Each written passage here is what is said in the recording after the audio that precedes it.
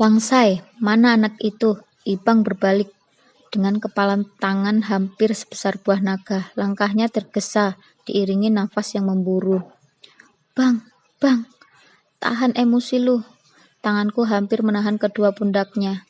Namun dengan gerakan seorang jawara, ia menepisnya dengan mudah. Tangan gue yang kiri belum nyicipi pipinya, ucap Ibang murka. Matanya mendelik. Ibang tak mengindahkan perintahku. Wajahnya memerah, di kepalanya seperti muncul sebuah tanduk yang panjang, besar, dan runcing. Langkah kakinya pun terhentak keras. Ibang menghampiri kembali area pos 2. Ibang berdiri di tengah-tengah area itu, berputar melihat sekelilingnya, menelusuri setiap sudut. Tangannya masih dalam keadaan mengepal. Asap di kepalanya semakin membumbung tinggi ke langit, bersatu padu dengan kabut tipis yang menyelimuti. Kak, mana lo? Gue tunggu di sini, ucapnya kesal. Tak ada jawaban yang menyahuti panggilan Ibang. Kak, teriak Ibang mengganggu istirahat pendaki lain. Kenapa mas? Tanya salah satu seorang yang keluar dari tendanya. Ibang dipandangi oleh semua pendaki yang ada di area itu. Semua mata menatapnya keheranan. Namun mereka berpikir, mengapa orang gila dibiarkan mendaki gunung? Ibang semakin memicingkan matanya, melihat semua pendaki yang bermunculan dari tenda. Ada yang namanya Eka? Tanya Ibang dengan teriak. Semua pendaki menggelengkan kepala. Tapi Ibang sepertinya tidak mau tertipu begitu saja. Dengan lantang ia berkata, jangan ada yang bohongin gue. Tadi gue dengar suaranya. Kalian sembunyi di mana dia? Kali ini Ibang tak main-main. Sepertinya ia memang mau menghabisi Ega jika saja ia menemukannya. Tanpa ancang-ancang, Ibang melangkah cepat ke setiap tenda untuk memeriksa isinya. Tak ingin sesuatu hal yang buruk terjadi, aku berlari menuju Ibang yang sedang mengobrak-abrik tenda pendaki lain.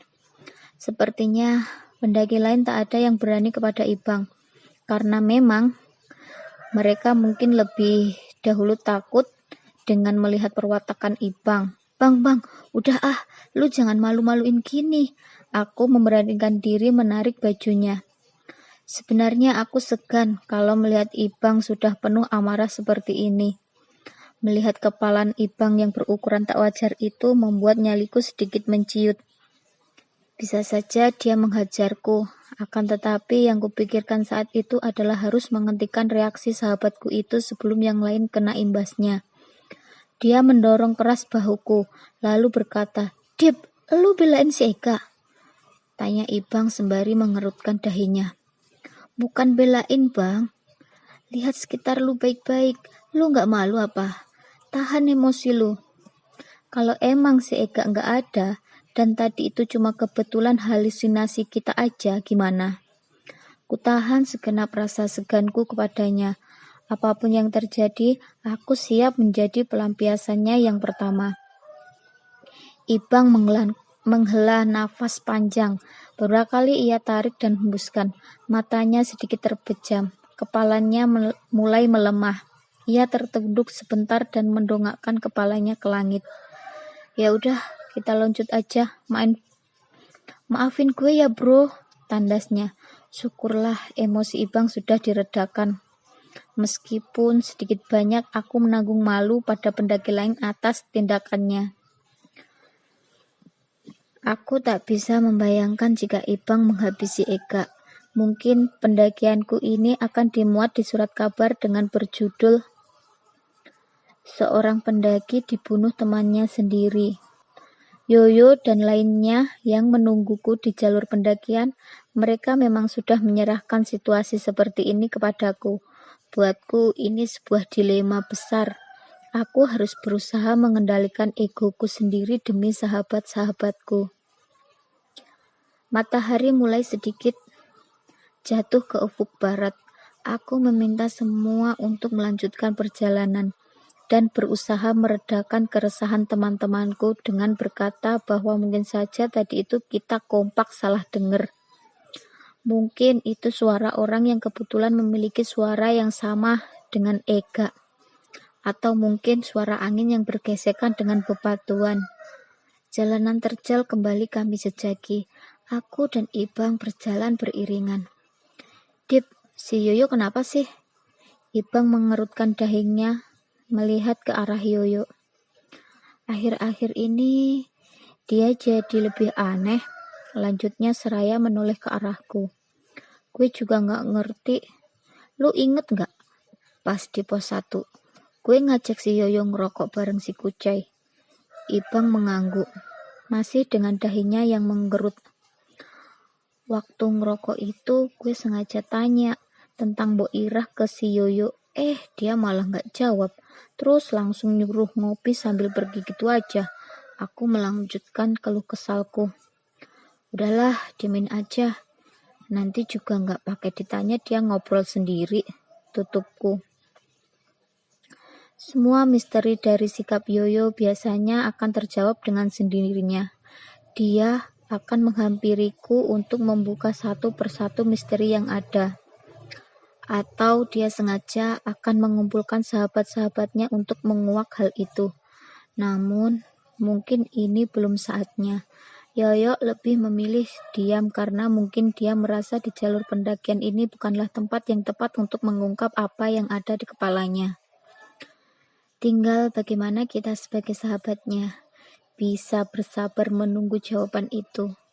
Aku dan Ibang terus berjalan, melanjutkan perjalanan tanpa ada curhatan saling sahut satu sama lain. Aku lebih baik fokus pada langkahku, begitupun dengan Ibang. Surya semakin jatuh, hampir menyentuh garis perbatasan antara siang dan malam. Bayang-bayang mulai samar, binatang malam pun mulai mempersiapkan dirinya. Dibanding dengan rombongan ini, sepertinya mereka sama sekali tidak mempunyai keresahan. Kulihat Samar, Mulki, dan Desti berjalan terhuyung-huyung. Beberapa kali kudapati Mulki memegangi pundak dan tekuknya sendiri. Langkahnya kadang terhenti. Kulihat Kucai menepuk pundaknya dan memberikan bahasa tubuh yang seolah menanyakan, "Lu nggak apa-apa?" Mulki pun membalas dengan bahasa tubuh yang menandakan bahwa ia baik-baik saja. Meski dari kejauhan, aku melihat jelas ekspresi wajahnya yang meringis. Sebetulnya aku berniat untuk menghentikan sementara perjalanan ini dengan berteriak kepada Yoyo. Namun, di mulutku ini seperti ada tangan dingin yang menyumpal, dan langkahku seperti ada yang menuntunnya untuk berirama tetap tidak melangkah cepat menghampiri Mulki. Sejurus kemudian, mataku dibuat terperenjat dengan apa yang aku lihat tepat di atas carrier milik Mulki dan Desti. Jelas sekali kulihat, dua asap berputar-putar mengiringi setiap langkah mereka. Putaran asap itu semakin lama semakin melemah.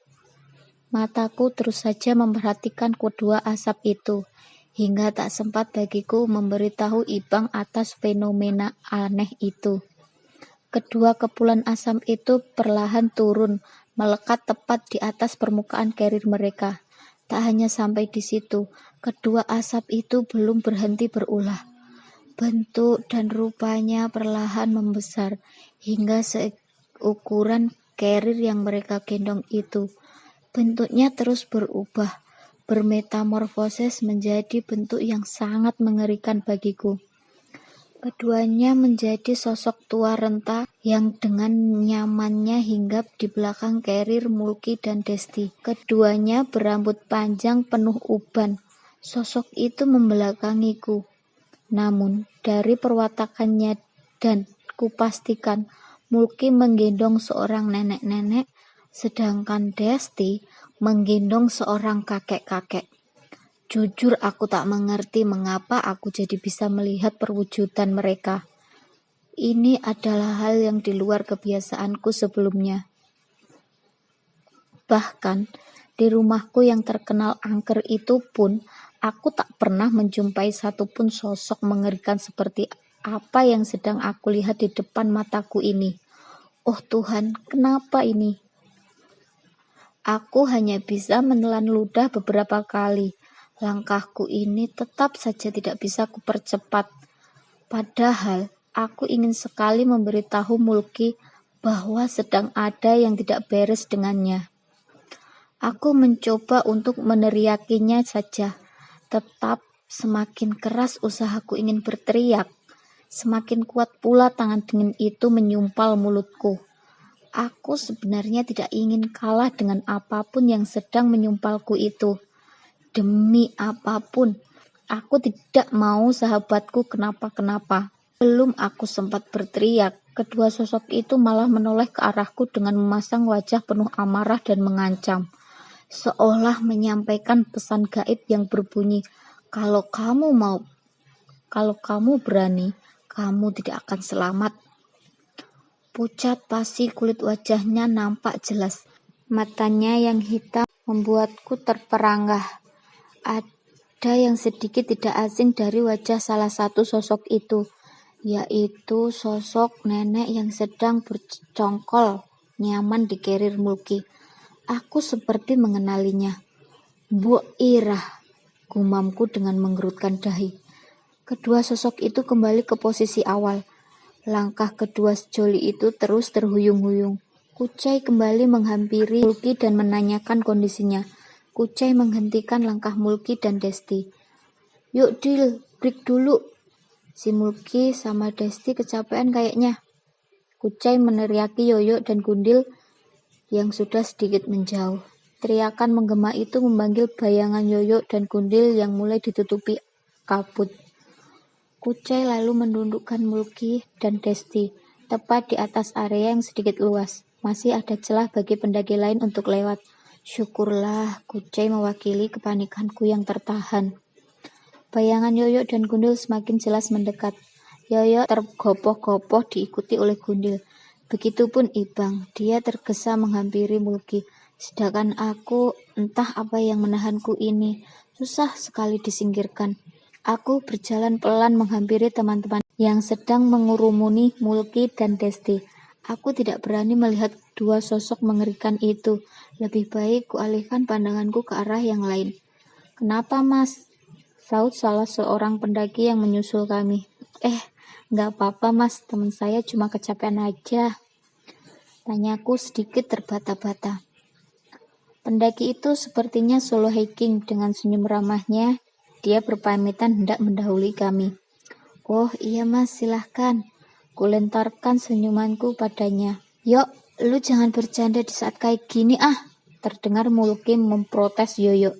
Kualihkan pandanganku kepada Yoyo. Tak disangka, tak dinyana, aku melihat Yoyo menundukkan badan sembari merapatkan kedua telapak tangannya yang ia taruh di depan kepalanya itu. Mulki terus memprotes tindakan Yoyo. Kulihat Ibang, Kucai, dan Gundil saling pandang satu sama lain. Aku tahu betul, Yoyo sama sekali tidak bercanda. Dia memberi salam kepada kedua sosok yang berada di gendongan Mulki dan Desti. Yuk, kenapa lu jadi mistis gini sih?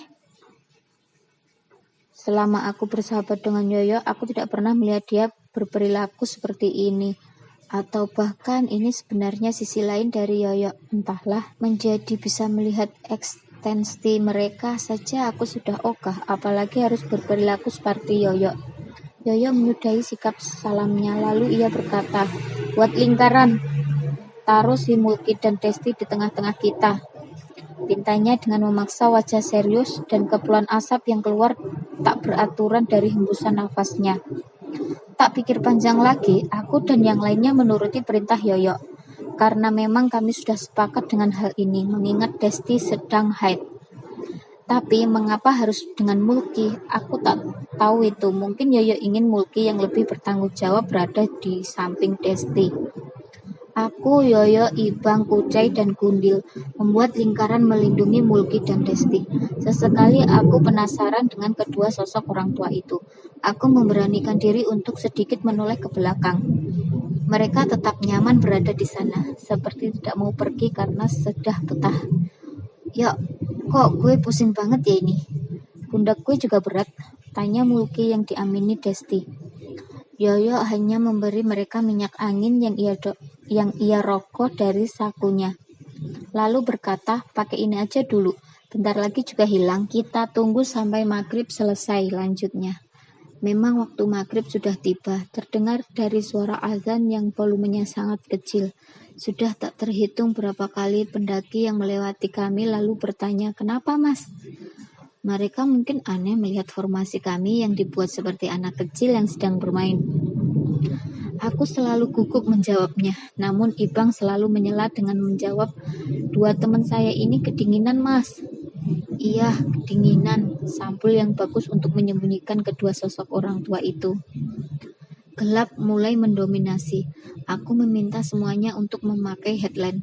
Satu persatu headlamp itu dinyalakan, supaya menjadi isyarat bagi pendaki lain akan keberadaan kami. Namun, nantinya mempermudah langkah kami menapaki jalur pendakian.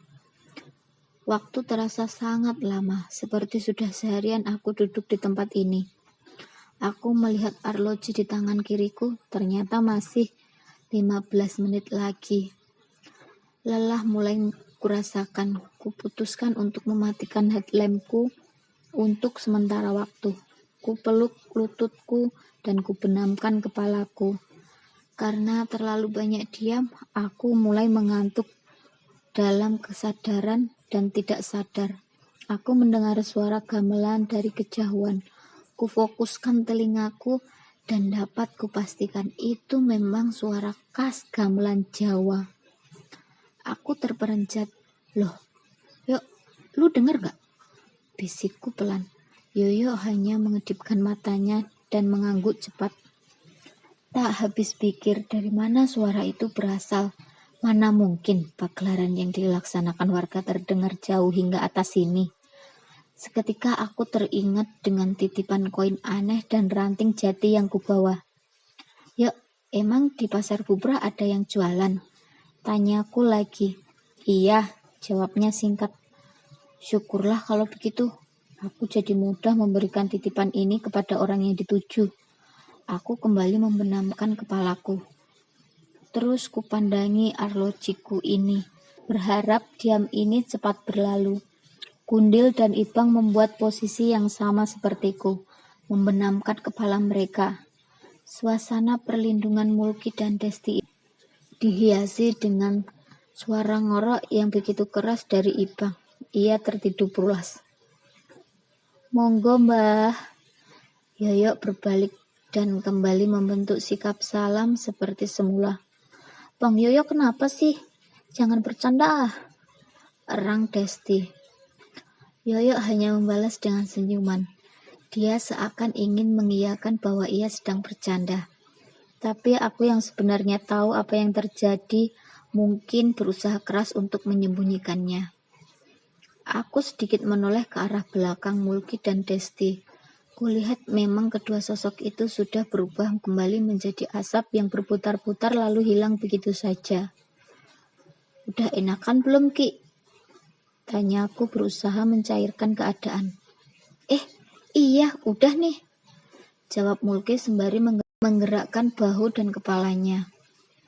Begitupun dengan Desti. Ia terlihat sumringah ketika dirinya tidak lagi merasakan berat. Dari sini pasar Bubrah udah deket, ayo kita lanjut. Ucap Yoyo dengan nada datar. Aku menyalakan kembali headlampku lalu beranjak dari kesalnya rasa menunggu. Kutarik tangan Yoyo hingga ia terbangun dan kutepuk bahunya seraya kulontarkan senyuman seorang sahabat. Yoyo membalasnya dengan senyuman. Tangannya membalasnya mencengkram bahuku dan berkata, kali ini lo yang jadi leader. Tapi gue baru ke Merapi. Jalannya udah enak kok, gak usah khawatir, ujarnya menenangkanku. Dengan sedikit terpaksa, aku menyetujuinya. Beban berat bagiku yang pertama kali ke Merapi, mengemban tugas sebagai seorang leader. Tapi apa mau dikata, Yoyo sudah mempercayakan kepadaku, sehingga tak boleh aku sia-siakan. Pendakian dilanjutkan. Dinginnya hawa Merapi semakin menusuk hidung, menembus tebalnya jaket. Napas pun menjadi sedikit tidak beraturan. Beberapa ratus meter berjalan, di sebuah tanjakan kuputuskan untuk sejenak menghentikan langkah, membalikkan badan hanya untuk menyapa dan menyemangati teman-temanku. Loh, Bang, Yoyo mana? Aku berteriak lantang pada Ibang. Janjinya Yoyo akan bertindak sebagai sweeper. Nggak tahu, Dip, kayaknya ketinggalan jauh, jawabnya dengan teriakan. Aku memutuskan untuk menunggu Yoyo. 5 menit berselang, aku melihat kepala Yoyo yang menyebul keluar diikuti dengan badannya secara utuh melangkah pasti menaiki tanjakan. Ini adab, Dip. Kupimpin kembali rombonganku ini, menyelusuri jalan pendakian dengan langkah pasti. Sebentar lagi kita sampai di area peristirahatan untuk mendirikan tenda. Cahaya senter di kepalaku terus kufokuskan ke depan sebagai penanda langkah ini. Hingga akhirnya cahaya senterku menyorot sebuah batu yang begitu besar. Kusisir setiap sudut batu itu dengan cahaya senterku, saking terpananya. Aku dibuat terperanjat ketika cahaya senterku ini dengan tepat mengenai puncak batu itu. Di sana terdapat 2 sosok orang tua yang kulihat tadi, ditemani 1 sosok hitam besar, menatap tajam ke arah kami. Sontak kupalingkan pandanganku ini kembali meniti jalur pendakian. Kenapa, Dip? Gundil sepertinya menyadari tingkah anehku. Enggak, tumben lu masih kuat, Dil, tanyaku mengalihkan pembicaraan.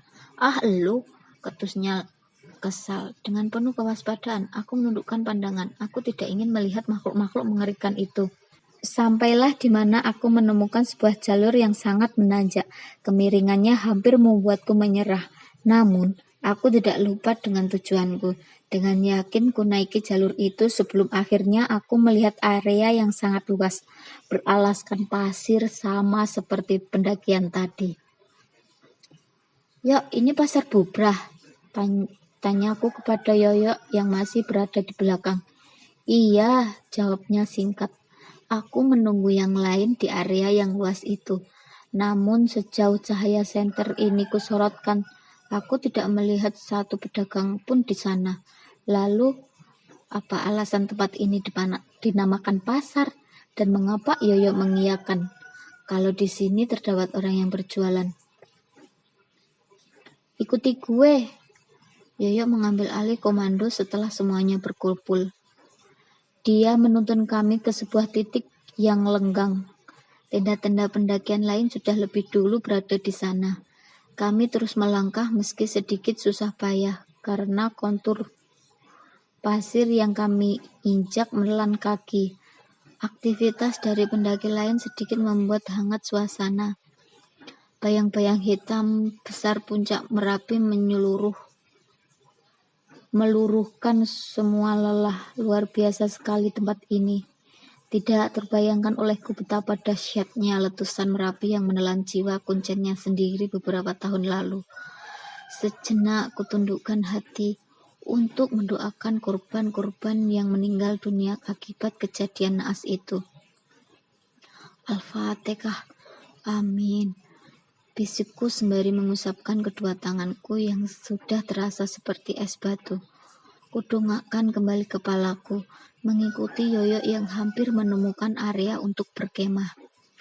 Tak sengaja, aku melihat sebuah papan yang terbuat dari kayu, yang ditempelkan pada tiap buah batang kayu berdiri tegak.